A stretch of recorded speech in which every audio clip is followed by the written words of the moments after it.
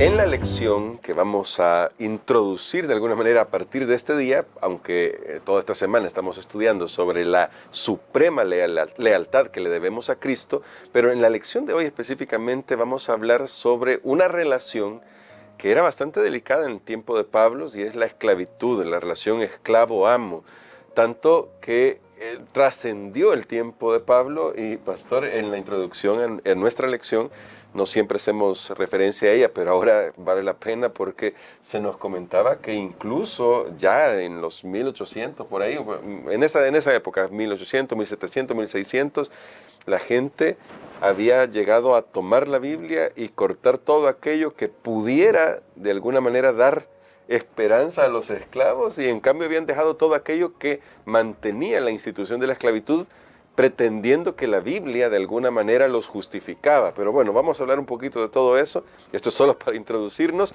Vamos a orar y vamos a pedir al Señor que nos ayude con el tema de hoy, que es la esclavitud en las Escrituras y la historia. Vamos a orar. Querido Padre, queremos sabiduría de la que viene de lo alto. Como seres humanos hay cosas que escapan a nuestra comprensión en la forma en que tú trabajas para que todo se desarrolle en este mundo, pero ayúdanos a comprender los principios que tú das en tu palabra para cada relación. Lo pedimos en el nombre de Cristo Jesús. Amén. Amén. Ya hemos estudiado hasta acá, Pastor Dani Perla, la relación matrimonial, la relación padres e hijos, y ahora la relación esclavo y amo. Y quizá la primera pregunta que surge en nuestra mente es: ¿cómo deberíamos ver este tema de la esclavitud a lo largo de la Escritura y a lo largo de la historia? Porque tal vez alguno echará en falta, especialmente hoy en día, quiero decir, el hecho de que no hay un texto directo que diga no debería haber esclavos, hay que abolir la esclavitud. ¿Cómo podemos lidiar con este tema?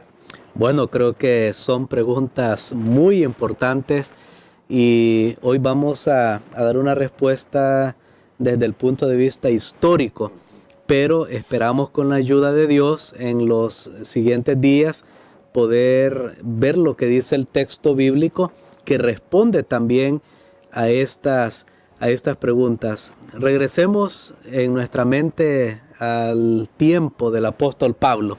Roma, se dice que un tercio, la tercera parte de la población eran esclavos. Wow. O sea que estamos hablando, si Roma tenía 180 millones, como algunos han calculado, el vasto imperio romano en esa época, o sea, 50, 60 millones eran esclavos. Esa era la situación que vivía, así que era una cantidad bastante grande. Sí. Y si tomamos en cuenta que en la iglesia cristiana incluso el porcentaje podría ser mayor, que la iglesia estaba mayormente compuesta, probablemente más de la mitad de los miembros de la iglesia naciente cristiana, de esclavos. ¿Por qué? Porque recordemos que el evangelio siempre lo aceptan más rápido aquellos que están pasando por problemas, sí, que están pasando por dificultades, aquellos que tienen situaciones de opresión. El evangelio es atrayente para ellos. En un sentido debemos darle gracias a Dios, hermano Gerson, que eso es así, porque siempre lo he dicho, para poner una ilustración, si hubiéramos nacido en Suiza, quién sabe que pues estaríamos estudiando estos temas. Habrían otras cosas que llamarían nuestra atención. Entonces tenemos que ver que el asunto de la esclavitud era un asunto bien establecido en la cultura griega, romana. Ahora, quiero decir algo. Hay cosas que voy a decir que tengo que saber cómo decirlas para que no parezcan contradictorias. Por un lado, en Roma, aunque habían esclavos, no todos los esclavos eran como los que nosotros estamos acostumbrados a pensar, claro, en la esclavitud que hubo en Norteamérica, allá siglos XVIII, XVII. No toda la esclavitud era de ese tipo, porque más bien en Roma, en esa cultura, habían esclavos que eran muchas veces médicos, eran cocineros, eran tutores, eran los padres que tenían dinero encargaban a ellos, a sus hijos, y les enseñaban. Entonces no todos los esclavos estaban en una situación de opresión, como uno se imagina, con cadenas que les pasaban dando latigazos y todo eso. Sin embargo, también tenemos que reconocer que sí había abuso en este sentido de la esclavitud, y no estoy diciendo con esto idealizar la esclavitud, que en Roma los esclavos todos eran felices, no, tampoco claro que no. Es eso lo que estoy diciendo. Pero cuando nosotros venimos aquí a los siglos, bueno, ya mencioné la naciente nación norteamericana y de repente todos esos esclavos que vinieron de África. ¿Quién no se acuerda de haber leído La cabaña del tío Tom? Ahí cuando estábamos estudiando. Y bueno, leer ahí cómo era toda esa situación, esos esclavos que trajeron de África, que prácticamente su vida no valía nada. Ahora, no digo que no pasaba eso en Roma también, pero no era toda la esclavitud de ese tipo. Eso es lo que quiero aclarar. Aunque por supuesto el esclavo finalmente pues podía ser tratado de la manera como quisiera el amo, el señor. Y para algunos el esclavo era nada más un instrumento, era una herramienta de trabajo. Incluso se han encontrado historiadores antiguos que reflejan lo que se creía en ese tiempo en la sociedad, y decía, bueno, están los instrumentos de trabajo inanimados, o sea, como agarrar un hacha, un martillo, pero están aquellos que hablan, haciendo referencia a un esclavo. O sea, mira, es como un martillo, pero solo que habla. Tremendo cómo era considerado. En Roma, a veces a la edad de 30 años muchos podían lograr su independencia, su liberación de la esclavitud. Y por supuesto tenemos por otro lado lo que usted mencionaba al principio, la esclavitud allá en los tiempos bíblicos. Yo quiero decirles que me gustaría estudiar este tema un poco más adelante, o sea, en otras lecciones posteriores de esta semana, probablemente el viernes, que hagamos un repaso para ver cómo Dios reguló este asunto de la esclavitud. Pero no he olvidado todavía la pregunta, hermano Gerson, que por lo que me extendí un poquito del contexto de la historia, me gustaría que volviera a hacer la pregunta que creo que es la pregunta que todo cristiano y toda persona de buen juicio, de razonamiento, tiene cuando lee las Escrituras y lee estos textos que están ahí. Claro, porque uno se pregunta, ¿por qué no hay un texto que diga, hey, vamos a comenzar una reforma social que diga, se acabó la esclavitud porque en Dios, en Cristo, ya no debe haber nada de estas instituciones? Y eso, de alguna manera, puede que a alguno incluso le cause problema, y los críticos pueden tomar estos textos y decir, ya ven, al final este libro, producto de la cultura en la que se vivió, no hace nada más por los esclavos, y la sociedad sí está haciendo algo ahora. Creo que esta es una pregunta que nos tiene que hacer pensar. Yo estuve reflexionando en esa pregunta por algún tiempo, y realmente me llama la atención cuando nosotros vemos. Voy a dar algunas respuestas aquí sin orden de importancia. En primer lugar, los principios que pone la palabra de Dios en la relación entre esclavos y amos, al final hace irrelevante de decir que ya no tiene que haber esclavitud, porque se trataban tan bien. Había una relación en el ideal que Dios tenía.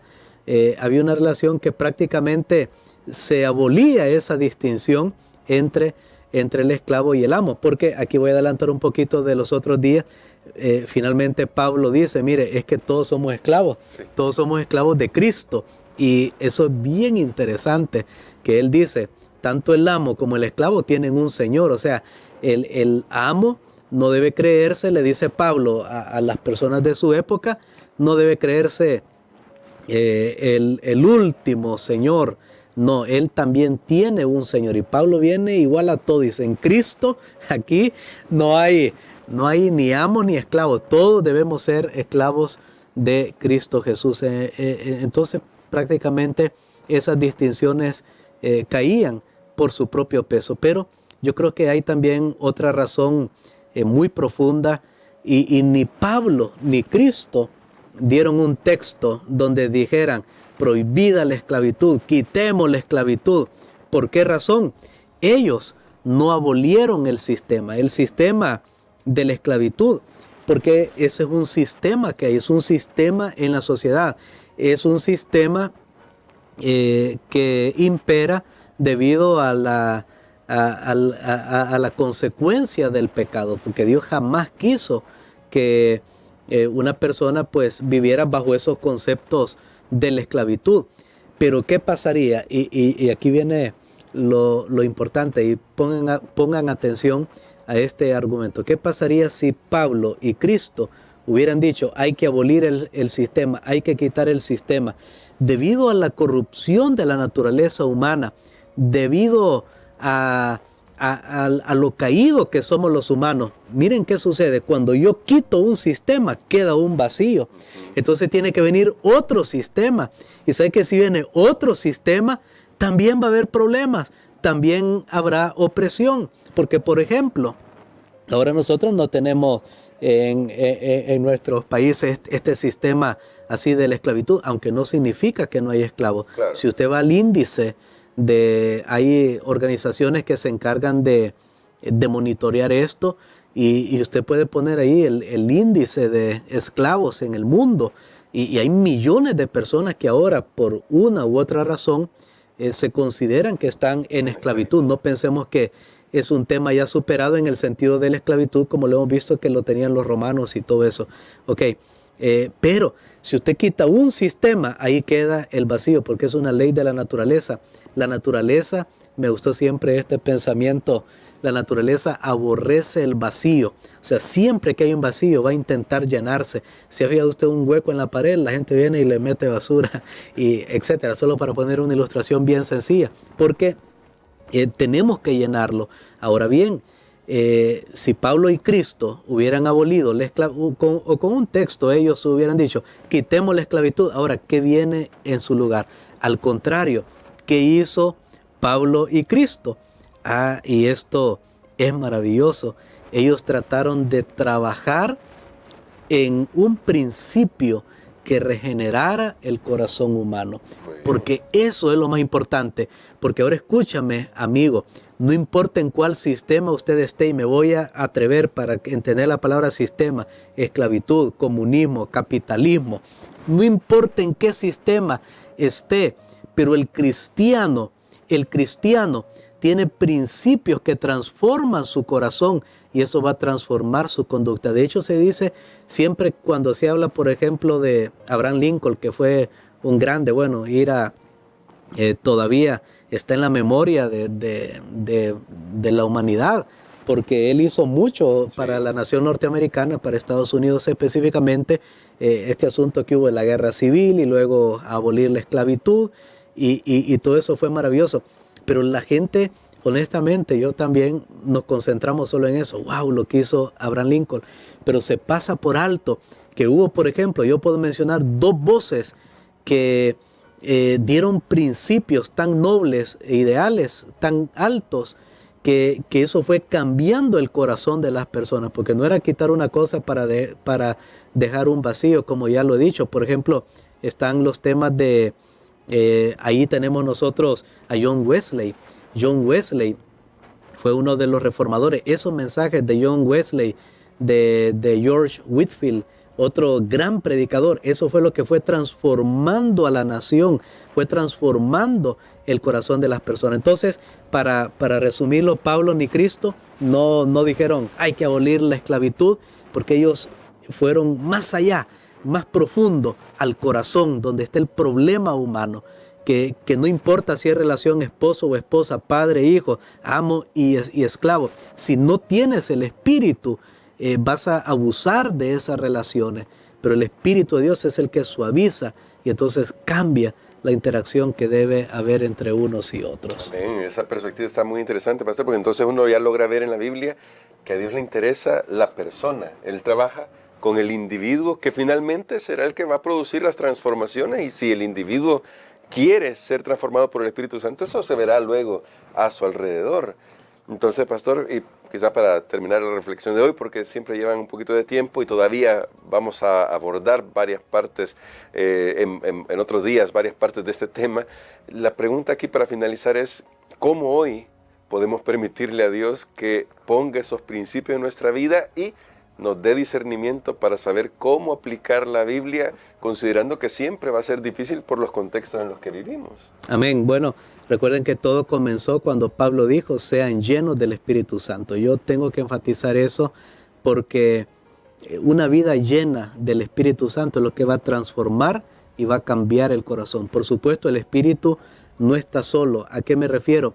El Espíritu usa herramientas, y la mejor herramienta es la palabra de Dios. Estos principios pueden cambiar y transformar lo que una revolución, un levantamiento, una protesta jamás harían.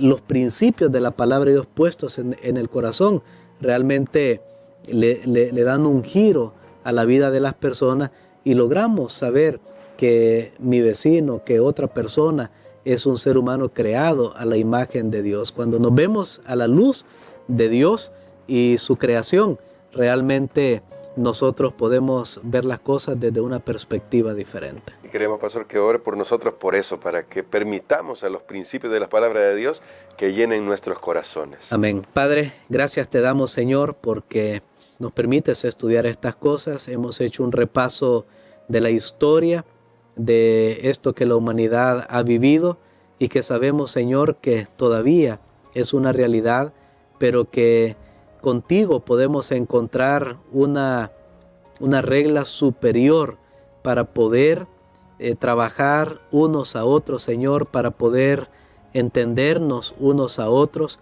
Permite, Señor, que este Evangelio de Jesucristo transforme nuestras vidas, nuestra iglesia, nuestra sociedad, que como cristianos vayamos cambiando, porque eso va a hacer cambiar la sociedad, como sucedió en Roma. Finalmente la esclavitud, en la forma como se pensaba, ya no fue relevante porque todos vieron otros principios diferentes. Todo esto lo pedimos en el nombre de Jesús.